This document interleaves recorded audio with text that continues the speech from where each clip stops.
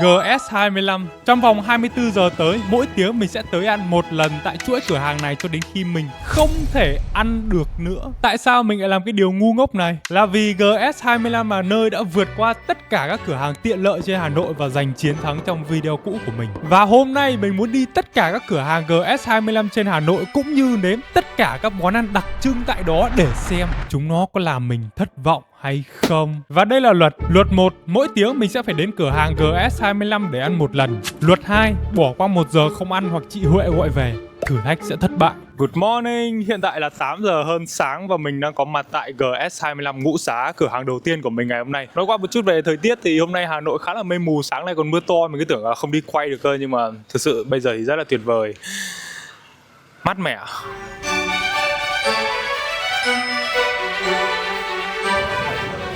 Vừa bước chân vào cửa hàng cái là mình ấn tượng ngay. Nó không có tiếng tinh tinh chào anh bạn nhỏ gì cả.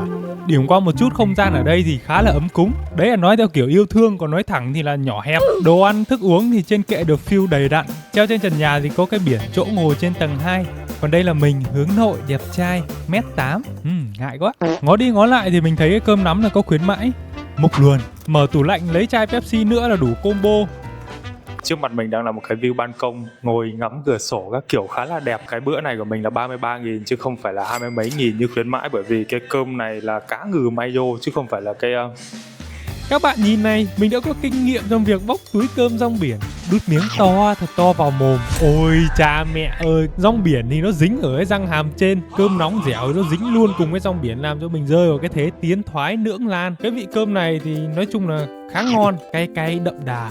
Tu nốt chai Pepsi, rồi mình mò ra Hồ Tây đi bộ ngắm cảnh. Ngó lên trời thì gió đập lá bay, nhìn xuống nước thì thấy một sinh linh rùa bé nhỏ đang bơi tung tăng trong hồ nước. Cute vãi. Cái khúc này mình đang định nói về chương trình giveaway để tặng lì xì cho các bạn, thì tự nhiên ngồi chú đi xe đạp phanh kít cái đến ngồi ngay cạnh mình. Thế là tự nhiên hai chú cháu mình ngồi nói chuyện với nhau một lúc. Quay lại chương trình giveaway. Trong thử thách này, số tiền chi tiêu cho mỗi giờ ăn mình sẽ bỏ vào bao lì xì và chia đều cho 3 bạn đăng ký kênh ngẫu nhiên của mình. Các bạn chỉ cần bấm nút đăng ký kênh và comment logo đám mây cộng Gmail để trở thành người may mắn nhận lì xì của mình nhá.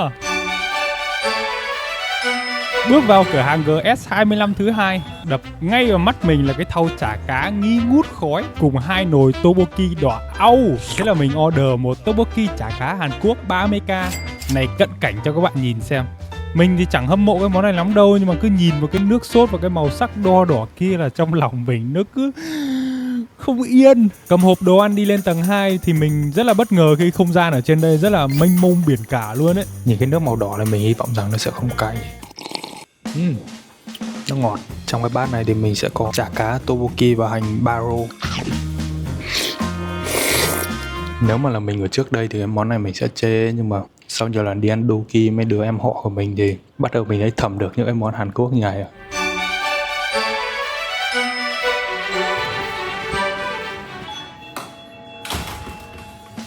Ngó nghiêng tại cái chỗ này thì mình phát hiện ra có một cái quả bỏng ngô Netflix to dã man luôn. Bữa này thì mình muốn thử một cái món gì đó là vừa lạ vừa kinh, giật cái vị hương thảo chanh mới lạ này rồi mình bỏ nó vô lò vi sóng. Có thể là mình không quen nhưng mà ngửi cái mùi này mình có cảm giác ghê ghê giận giận gì ấy. Mình mong nó sẽ ổn.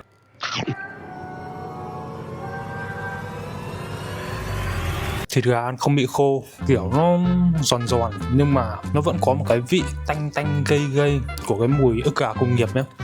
Mình bị ám ảnh với ức gà nhiều nên là mình ăn cái mùi này mình cảm thấy nó.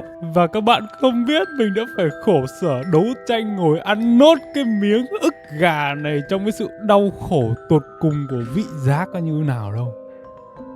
Kinh khủng dã man ấy. Sau lưng mình là chuồng cá sấu và mình đang có mặt tại sở thú Hà Nội. Và khi làm cái video về thử thách này thì mình mới biết là ở Hà Nội có sở thú nha. Trước đấy là mình không biết là Hà Nội có sở thú đâu.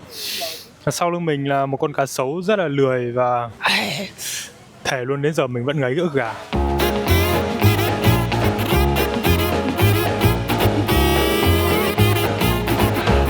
Quả con vẹt bay lại tí là mình đột quỵ chuyển tiếp nhân sinh. Cái số mình thì nó đã sợ động vật có lông vũ rồi, mà trong cái đoạn này toàn chim với cả gà. Hết cái khu này thì mình đi qua khu con hổ. Quanh đây thì cũng có nhiều mấy cái máy vui vui. Đi vào cái chỗ này thì mình mở màn là mấy cái con nhím đang ăn trưa, mấy con nai được các em nhỏ cho ăn. Còn cái bé này đuổi theo cho con nai để cho ăn này, cute vãi. Nhìn vào trong là cái trận be đồ sừng, nhưng mà chúng nó chả be đồ kiểu dữ tợn sung sung lên tí cả. Trong chuồng có con khỉ, gần hồ thì có con voi. Mình và voi. Nói gì voi? Mình kết thúc chuyến tham quan bằng 2 con sư tử với con hà mã nhảy đùng xuống ao.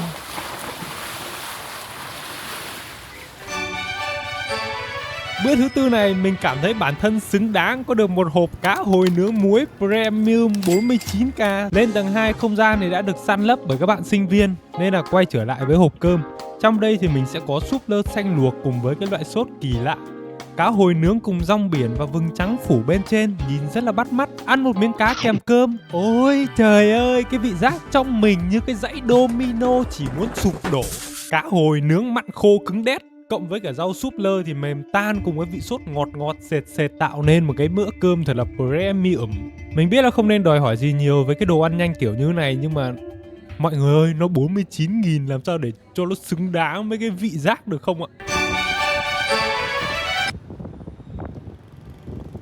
Đây có lẽ là cái cửa hàng GS25 rộng nhất trong ngày hôm nay. Nó có riêng hẳn một cái khu mì gói với cái máy nấu mì hiện đại như phim Hàn Quốc là các bạn hiểu rồi đúng không? Bữa này mà không ăn mì thì hơi phí. Hiện tại đã là bữa thứ 5 rồi và mình cảm thấy mình đã no được cỡ 7-80% rồi ấy. Và mình tin rằng để có thể thực hiện được cái thử thách này thì mình phải cần tiêu hóa thức ăn nhanh hơn. Và như cái clip trước thì mình chỉ ăn được 7 bữa. Nghĩa là nếu mà trong clip này mà đến cái giới hạn đấy là mình chỉ còn 2 bữa nữa, thế nên mình quyết định chọn sữa chua để tiêu hóa cho cái bữa ăn này. Mình đợi từ nãy đến giờ chưa có ai dùng cái máy này nên mình cũng chưa biết dùng như nào, nên mình sẽ đọc cái hướng dẫn sử dụng ở đây. Bước 1, giữ nút Stop và Set. Bấm bất kỳ một nút. Là nước sẽ tự chảy ra. Bây giờ là mình đang không hiểu là nó sẽ dùng cái nước sôi đấy để chín mì hay là cái này nó sẽ nấu mì.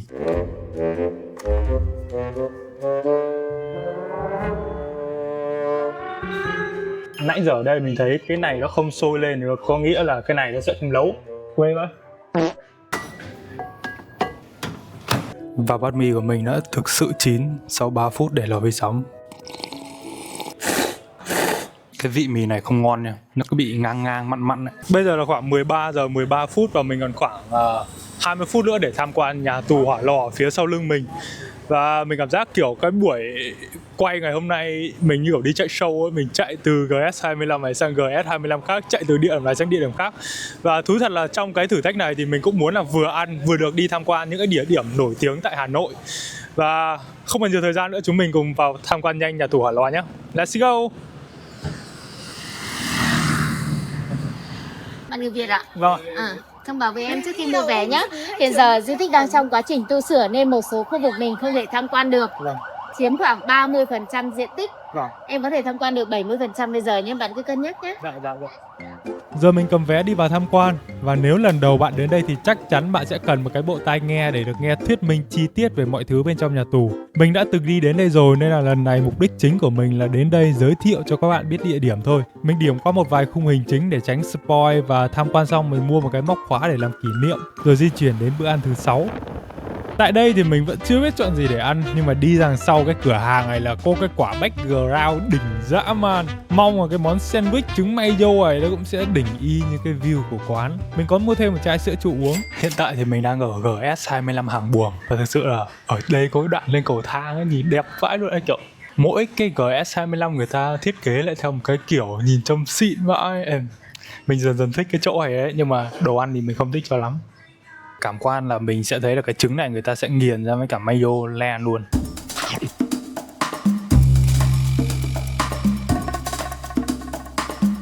Mình đã kỳ vọng cắn vào là nó sẽ có cái béo của mayo với trứng nó hòa quyện, nhưng mà không. Nó là một cái vị mặn mặn ngậy ngậy, nhưng mà cảm giác nó rất ngang ngang ở gì ấy.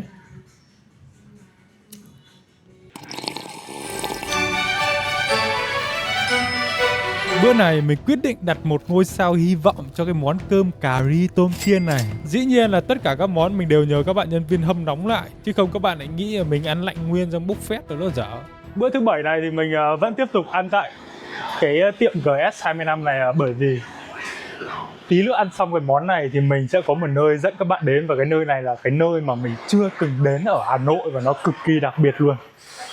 Còn bây giờ thì chúng ta cùng thưởng thức bữa thứ 7, ngắm cái view ban công rồi nhá. Ở trong cái suất ăn này thì mình sẽ có 2 con tôm chiên và cái phần sốt cà ri. Đầu tiên thì ngửi cái thoáng qua thì cái phần sốt cà ri này thơm nha.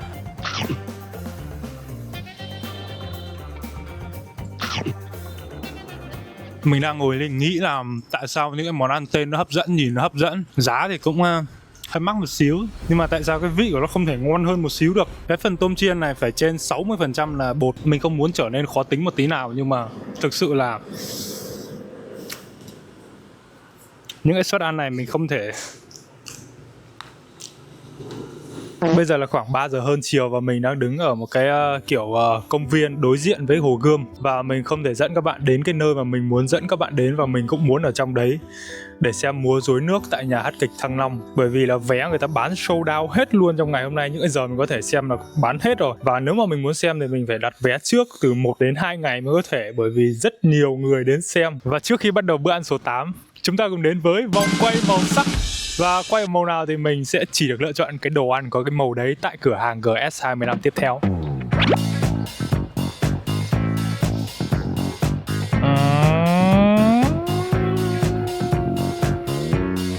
Cam, xanh lá. Mình cứ tưởng nó ra màu cam giống cái áo mình đang mặc cơ. Tiếc thật, mình đang kỳ vọng mà như thế đấy. Nhưng mà màu xanh lá cũng được, hơi khó kiếm ha. Let's go.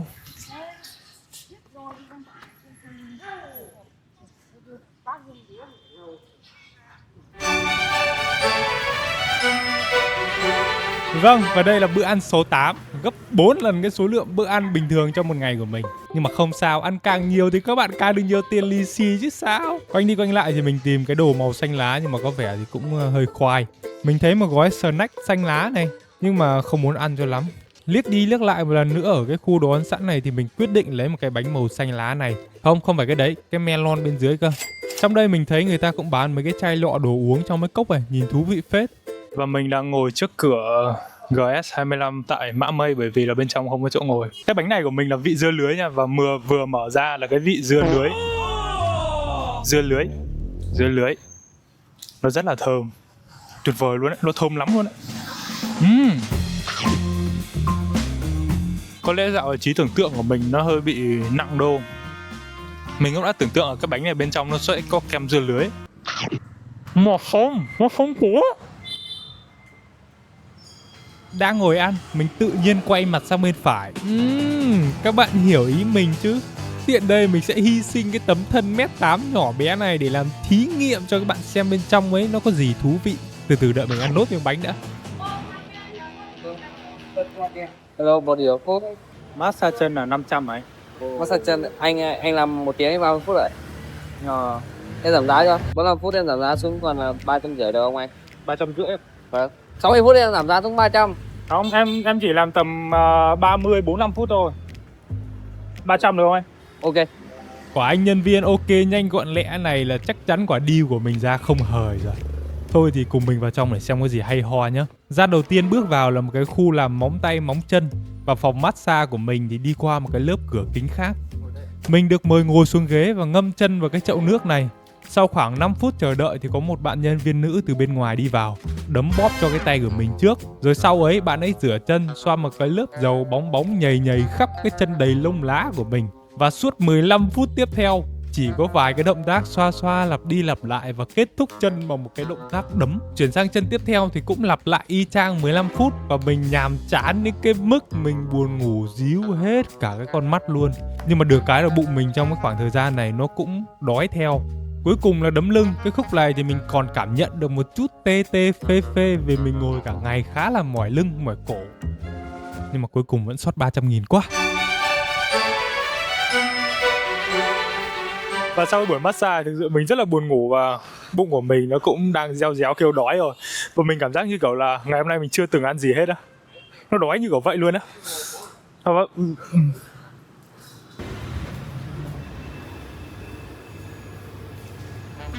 bữa này mình quyết định thử cái món bánh được in logo của hot YouTuber mukbang Hàn Quốc với một hộp sữa chuối, rồi mình giả bộ đi lên tầng 2 như mình chưa từng lên tầng 2 để đặt cái máy quay để ghi lại cái cảnh này. Cái sữa chuối này thì mình xem rất là nhiều phim Hàn người ta hay uống mà nó ngon thật, kiểu nó không thơm mùi chuối đâu mà nó thơm một cái mùi lạ lắm. Chúc món này ngon miệng. Cái phần viền bánh nó rất là dai, cái phần bên trong thì nó mềm hơn, và cái phần nhân thì mình chủ yếu là vị cay thôi. Và mình thấy đọc ở đây hướng dẫn sử dụng là giã đông bằng lò vi sóng, sau đó nướng bằng lồi chiên không dầu trong 2 đến 3 phút. Nhưng mà cái này bạn chỉ nướng lại bằng lò vi sóng cho mình thôi, tại vì ở đây mình không thấy có lồi chiên không dầu, thế nên là mình không thể đánh giá chính xác được cái vị này thực tế của nó khi cho vào nồi chiên không dầu nó như thế nào. Nhưng mà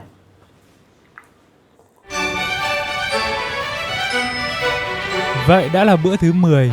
Mình mạnh dạn thử cái kimbap theo lô này vì nhìn kiểu chúng nó chồng lên nhau óng ánh rất là hấp dẫn. Xong rồi khuyến mại thêm chai nước nữa là 44.000. Chính ra đây là cái quả GS25 mà mình có thể có cái view mà ngồi ở vỉa hè xong nhìn ra đường luôn á. Và đến với món chính của chúng ta, gà teriyaki. Cái kiểu cái này người ta thiết kế xịn vãi. Cái có từng cái lớp để bóc ra, ăn đến đâu là bóc phần đấy, chứ không phải là kiểu mình bóc ra hết rồi mình mới cầm mình gặm. Đây kiểu thiết kế tiện lợi vãi. Xong rồi ở trong đây nhìn nhân thịt gà thứ khá đầy đặn, màu sắc đẹp nha.